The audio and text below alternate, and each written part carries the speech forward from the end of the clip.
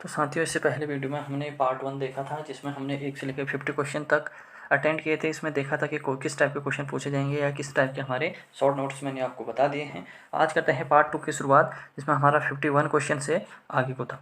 तो देखते हैं, पहला क्वेश्चन है इसमें आज हमारा, कौन सा आवेश क्या है, इसमें से कौन सा कण आवेश रहित है। यानी कि इसमें जो 4 ऑप्शन आए होंगे वो आएंगे न्यूट्रॉन, इलेक्ट्रॉन, प्रोटॉन करके क्या होंगे, 4 ऑप्शन आएंगे, जिसमें से क्या है हमारा जो आंसर है वो क्या है, न्यूट्रॉन है। उसके बाद है, पौधे की आंतरिक संरचना का अध्ययन क्या कहलाता है। यानी कि किसी की भी इंटरनल जो क्या कहते हैं, हम क्या कहते हैं, इंटरनल स्टडी करते हैं, उसको क्या कहते हैं, शारीरिकी कहते हैं। यानी कि मॉर्फोलॉजिकली जो उसका क्या कहते हैं, अध्ययन करते हैं शारीरिकी, उसकी क्या कहते हैं, मॉर्फोलॉजी उसे कहते हैं। किस रंग का अपवर्तनांक सबसे अधिक होता है। ये क्वेश्चन बहुत ज़्यादा कंफ्यूज करता है कि इसका अपवर्तनांक सबसे अधिक होगा, और लेकिन इसकी जो तरंग दैर्ध्य होगी, यानी कि जो वेव लेंथ होगी, वो क्या होगी, सबसे कम होगी। किसके अपेक्षा में, जो हमारे क्या है, क्या रहता है, विग्योर यानी कि वेज हफिनाला जो रहते हैं उसमें। उसके बाद हमारा नेक्स्ट क्वेश्चन है, ये क्वेश्चन भी बहुत बार पूछा गया है। क्या कहते हैं, लेंस की क्षमता का मात्रा क्या है, डायोप्टर इसे किसे दिखाते हैं, डी से क्या किया जाता है, डिनोट किया जाता है। उसके बाद है रेडियो तरंगों का, इसके बाद है रडार की कार्यप्रणाली में निम्न किसके सिद्धांत पर आधारित है। जो क्या है, रडार है वो किसके सिद्धांत पर आधारित है, रेडियो तरंग का परावर्तन उसमें होता है, किसमें, जो हमारा क्या है, रेडियो तरंग का परावर्तन इसमें होता है। न्यूटन की गति के नियम के अनुसार इनमें से कौन सा कथन सत्य है। नियम इसमें तीन चार ऑप्शन दिए होंगे आप में। इसमें गति का द्वितीय नियम क्या करता है, बल को क्या करता है, परिभाषित करता है, जिसमें क्या कहता है, एम निकालते हैं, एफ इक्वल्स टू एम, जो फॉर्मूला होता है, फोर्स से क्या होता है, मास इंटू जो ऑसिलेशन होता है, ऑसिलेशन मास इंटू ऑसिलेशन होता है, उसकी परिभाषा कौन देता है, हमारा न्यूटन का सेकंड लॉ। जो लॉ है क्या, आखिर लॉ ये कहता है, क्या कहता है, the rate of change of momentum is directly proportional to the force applied on it. यानी कि क्या कहते हैं, rate of change of momentum है वो क्या करता है, जो मोमेंटम है, मोमेंट की जो रेट है वो क्या कहता है, जितना फोर्स लगेगा उतना ही चेंज ऑफ मोमेंटम भी होगा। किसी पिंड का गुणधर्म कि उस गुणधर्म को क्या कहते हैं जिसे वह सीधी रेखा में विराम या एक अवस्था में रहने की स्थिति करता विरोध करता है, जड़त्व। यानी कि जब क्या करता है, हमारा न्यूटन का फर्स्ट लॉ है क्या है, कि जब कोई वस्तु विराम अवस्था में है तो विराम अवस्था में रहना चाहती है, जब वह क्या होती है, किसी गतिमान अवस्था में तो गतिमान में ही रहना चाहती है। तो इस लॉ को क्या कहते हैं, उसका जड़त्व का नियम भी इसको कहते हैं। जड़त्व क्या होता है, जब वो वस्तु क्या करेगी, या रिमेन रहना चाहिए जैसे अवस्था में वैसी रहना चाहेगी, तो उसे क्या कहते हैं, हम जड़त्व कहते हैं। लेजर किस सिद्धांत पे करता है, लेजर क्या करता है, विकिरण की उद्दीप्ति क्या है, उत्सर्जन का सिद्धांत पे क्या करता है, कार्य करता है। अब ये नेक्स्ट क्वेश्चन है, बहुत ही बार क्वेश्चन में पूछा जाता है, दलदल में फंसे व्यक्ति को लेटे जाने की सलाह क्यों दी जाती है। क्योंकि उसका क्या हो जाएगा, क्षेत्रफल अधिक हो जाएगा। जैसे क्या करो कि यहाँ पे दलदल है, उससे क्या हो जाएगा, इस पूरे एरिया में क्या बन जाएगी, उसका क्षेत्रफल फैल जाएगा, और क्या हो जाएगा, उसका प्रेशर जो लगेगा वह क्या होगा, बहुत कम लगेगा। इसलिए क्या कहा जाता है, उसको उसमें बैठने के लिए आ जाता है। इसके बाद नेक्स्ट क्वेश्चन है हमारा, बर्फ के टुकड़े को आपस में दबाने पर टुकड़े आपस में चिपक जाते हैं, क्यों। क्योंकि उनके बीच में क्या हो जाता है, दाब अधिक होने के कारण उनका क्या हो जाता है, गलनांक जो क्या होता है, मेल्टिंग पॉइंट हो जाता है, वो क्या हो जाता है, घट जाता है। इसलिए क्या होता है, जो बर्फ के टुकड़े होते हैं वो आपस में क्या हो जाते हैं, आपस में चिपक जाते हैं। उसके बाद है मोटर कार में शीतलन यंत्र किस सिद्धांत पर कार्य करते हैं, केवल संवहन के। यानी कि जो मोटर कार में जो हमारे एसी वगैरह लगे रहते हैं गाड़ी में, वो किस में, संवहन, जो क्या है, संवहन के किस पे, जो संवहन होता है उसके उस सिद्धांत पे क्या करते हैं, ये कार्य करते हैं। उसके बाद है, जीवित प्राणियों के शरीर में होने वाले निम्नलिखित में से एक क्रिया का पाचन क्रिया में अमीनो एसिड और उसका क्या होता है, विघटन होता है किसी भी मानव के शरीर में, तो इसलिए क्या है, ये एक पाचन क्रिया भी इसको कहते हैं। इसके बाद हमारा नेक्स्ट क्वेश्चन है, एक टेलीविजन में ध्वस्त नियंत्रण के लिए किस प्रकार के वैद्युत चुंबकीय या लघु यानी माइक्रो जो वेव होते हैं, माइक्रो रेडियो वेव जो हर्ट्ज क्या होते हैं, जैसे कि उसमें होती हैं, उसका क्या किया जाता है, किसी भी टेलीफोन को जो हमारे कहते हैं, इतनी आवाज़ जो जा रही है ये किसी कारण टेलीफोन के कारण जा रही है। मीथेन जिसकी वायुमंडल में अधिक उपस्थिति है वो कौन सा, किस ग्रह में, क्या ऐसा क्वेश्चन अगर किस ग्रह में मीथेन की सबसे अधिक क्या है, मीथेन क्या होता है, CH4 होता है ना, इसकी सबसे अधिक क्या होती है, मात्रा कहाँ पाई जाती है, बृहस्पति ग्रह में पाई जाती है। उसके बाद है, प्रोटीन के पाचन के लिए सहायक एंजाइम को क्या कहते हैं, ट्रिप्सिन कहते हैं। किसमें पाया जाता है, प्रोटीन जो हमारा क्या होता है, प्रोटीन का जो क्या होता है, पचता है, या जो प्रोटीन को पाचन करने में जो सहायक एंजाइम है उसका नाम क्या है, उसका नाम है ट्रिप्सिन।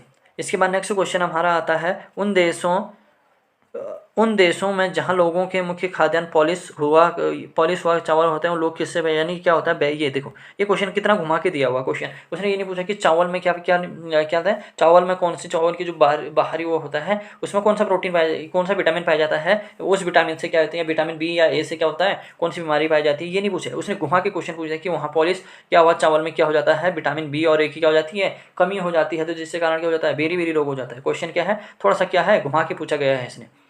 ठीक है, इस बात का क्या देंगे, मांसपेशियों में निम्नलिखित में यानी कि देखो जब आप बहुत ज़्यादा चल जाते हो उसके बाद क्या हो जाता है, आपके पैरों में दर्द हो जाता है, उसमें क्या होता है, लैक्टिक एसिड क्या बन जाता है, पैरों में क्या बन जाता है, बन जाता है। जिसके कारण आपने देखा होगा कि घर में क्या करते हैं हम, पानी वगैरह से क्या करते हैं, पानी वगैरह लगाते हैं, गर्म पानी से उसको लगाते हैं। इसके बाद नेक्स्ट क्वेश्चन है हमारा, प्रकाश वर्ष क्या होता है। प्रकाश वर्ष एक वर्ष में जितना क्या करें, प्रकाश द्वारा यानी कि जो लाइट के द्वारा कितना क्या लगाया गया, चक्कर लगाया गया गोल गोल करके, उसको क्या करेंगे, उसकी दूरी में क्या तय की गई दूरी को ये क्या कहते हैं, प्रकाश वर्ष में नापते हैं। ये क्या है, प्रकाश वर्ष क्या है, दूरी का मात्रक भी हम इसको क्या कहते हैं, कभी कभी ऑप्शन में कहते हैं दूरी का मात्रक भी आ जाएगा, जिससे क्या कहते हैं, प्रकाश वर्ष कहते हैं। उसके बाद हमारा नेक्स्ट क्वेश्चन है ये देखो, नेक्स्ट क्वेश्चन है हमारे पास, समुद्र की गहराई मापने के लिए कौन सा उपकरण प्रयोग में किया जाता है। समुद्र की गहराई को मापने के लिए किसका उपयोग किया जाता है, फेदोमीटर का क्या किया जाता है, उपयोग किया जाता है, किसके लिए, समुद्र की गहराई को मापने के लिए।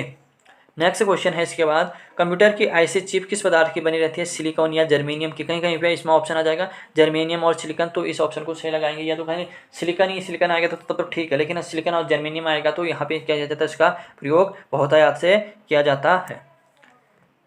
नेक्स्ट क्वेश्चन है हमारा, वह काल्पनिक रेखा जो फोकस एवं पोल से गुजरने वाले दर्पण को पढ़ती है उसे क्या कहते हैं, मुख्य। जैसे ये देखो ये है, ये हमारा क्या है, कोई लेंस है, इससे बीच से ये देखो ये बीच से गई, इसी को कहते हैं मुख्य एक्सेस या प्रिंसिपल एक्सेस कहते हैं। इसी पे क्या बनता है, यहाँ पे क्या बनता है, क्या बन जाएगा, फोकस जो हमारे क्या हो जाएगी, यहाँ से जो बनेगी ये क्या बन जाएगी, फोकस लेंथ, या इसको क्या कहते हैं, प्रिंसिपल एक्सेस या मुख्य अक्ष के नाम से भी जाना जाता है। अगर किसी वस्तु का फोकस अवतल दर्पण पड़ता है तो छाप कैसे बनेगी, अनंत, यानी कि क्या, फोकस अनंत अवतल दर्पण पर पड़ रहा है तो उसे क्या कहेंगे, अनंत में पड़ेगा। उसी के कारण नेक्स्ट क्वेश्चन है, वह धातु जो अम्ल तथा क्षार के साथ क्रिया करके हाइड्रोजन गैस निकालती है उसे क्या कहते हैं, जिंक कहते हैं। नेक्स्ट क्वेश्चन है जीव, ये देखो बहुत ही सबसे ज़्यादा इंपॉर्टेंट क्वेश्चन है 75 नंबर का, कि जीव विज्ञान शब्द का प्रयोग सबसे पहले किसने किया था, जो किसने किया था, लेमार्क तथा टेरिनस ने क्या किया था, जीव विज्ञानी बायोलॉजी जो शब्द है उसका क्या किया था, यूज किया था। उसके बाद हमारा नेक्स्ट क्वेश्चन है कि कार्य की जो क्या है क्या है, मात्रक है कार्य का, उसका मात्रक क्या है, जूल, या कहीं कहीं पे क्या मिलेगा, ERG, यानी कि अर्ग भी क्या मिलेगा, इसका कार्य का मात्रक हमें मिलता है, या तो जूल या तो क्या मिल जाएगा, न्यूटन मीटर भी क्या कहते हैं, न्यूटन मीटर NM करके भी क्या मिल जाएगा हमें, इसका मात्रक क्या मिल जाएगा, न्यूटन मीटर करके भी मिल जाएगा। और प्रकाश वर्ष किसकी दूरी है, दूरी मापते हैं, प्रकाश वर्ष किसकी का है, दूरी की का है, क्योंकि एक प्रकाश वर्ष एक साल में कितना उसका उसकी दूरी को नापते हैं, तो इसके क्या कहेंगे, प्रकाश वर्ष किसकी मात्रा होती है, दूरी की मात्रा होती है। एक ही प्रकार के परमाणु से मिलकर बना पदार्थ क्या कहता है, एक ही प्रकार से जो वो क्या कहता है, जब क्या एक क्या बनेंगे, एक पदार्थ आपस में मिल जाएंगे तो इसको क्या कह देंगे, तत्व कह देंगे। जब तत्व आपस में मिलेंगे तो फिर उसे मिश्रण आगे को क्या कहते हैं, कहते रहेंगे। ठीक है, दो या दो से अधिक तत्व जब आपस में क्या करेंगे, एक सुनिश्चित अनुपात में मिले तो उससे क्या कहेंगे, जैसे क्या है, एक मिला हमारा क्या मिला, जैसे सपोज करो कि एक मिल गया H2+O मिल गया, तो ये क्या बन जाएगा, H2O हमारा यहाँ पे क्या मिल जाएगा, जो क्या आएगा, एक यौगिक यानी मॉलिक्यूल्स हम इसको कह सकते हैं। इसके बाद नेक्स्ट क्वेश्चन है हमारा, किस ध्वनि स्रोत की आवृत्ति में होने वाला उतार चढ़ाव क्या कहता है, डॉपलर प्रभाव, यानी कि क्या कोई बोल रहे हैं उसकी क्या आवृत्ति जो फ्रीक्वेंसी है उसमें क्या रहा है, ऊपर नीचे चढ़ाव या उतराव हो रहा है तो उसे क्या कहेंगे, हम डॉपलर प्रभाव कहते हैं। ठीक हो गया। नेक्स्ट क्वेश्चन है हमारा, कोई कण एक सेकंड में जितनी बार कंपन करता है उसे आवृत्ति, यानी कि हमें आवृत्ति किसे कहते हैं, जब एक कण कितनी बार क्या कर रहा है, मूव कर रहा है तो उसे क्या कहेंगे, आवृत्ति कहते हैं। ठीक है। नेक्स्ट क्वेश्चन है हमारा, वायु में ध्वनि की चाल 332 मीटर पर सेकंड होती है।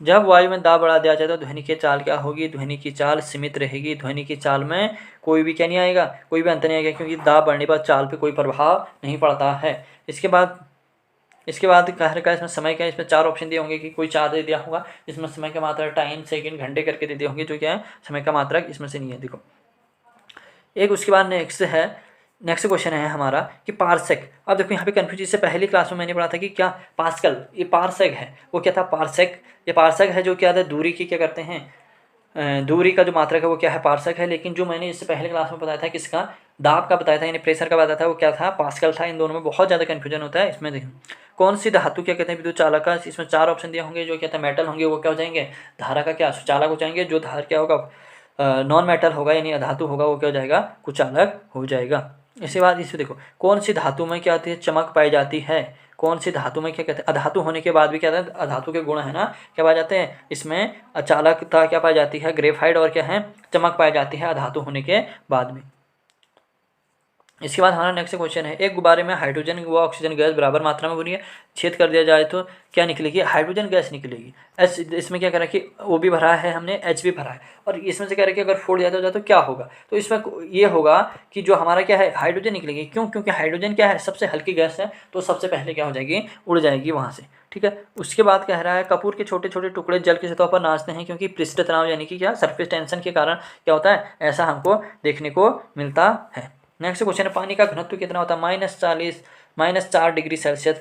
यहाँ पे क्या था, पानी का क्या था, अधिकतम घनत्व होता है। उसके बाद क्या हो जाएगा, पानी क्या हो जाएगा, बर्फ के रूप में क्या हो जाएगा, जम जाना शुरू हो जाएगा। एक क्वेश्चन इसी से मिलता जुलता क्वेश्चन आता है कि क्या कहते हैं, कब यानी फ़ारेनहाइट इक्वल्स टू क्या होता है, सेल्सियस होता है क्या, -40 डिग्री जब क्या होता है फ़ारेनहाइट, या -40 डिग्री सेल्सियस क्या होता है, बराबर होते हैं सेल्सियस और फ़ारेनहाइट। जब कब समान होते हैं, जब क्या होता है -40 डिग्री पे समान होते हैं।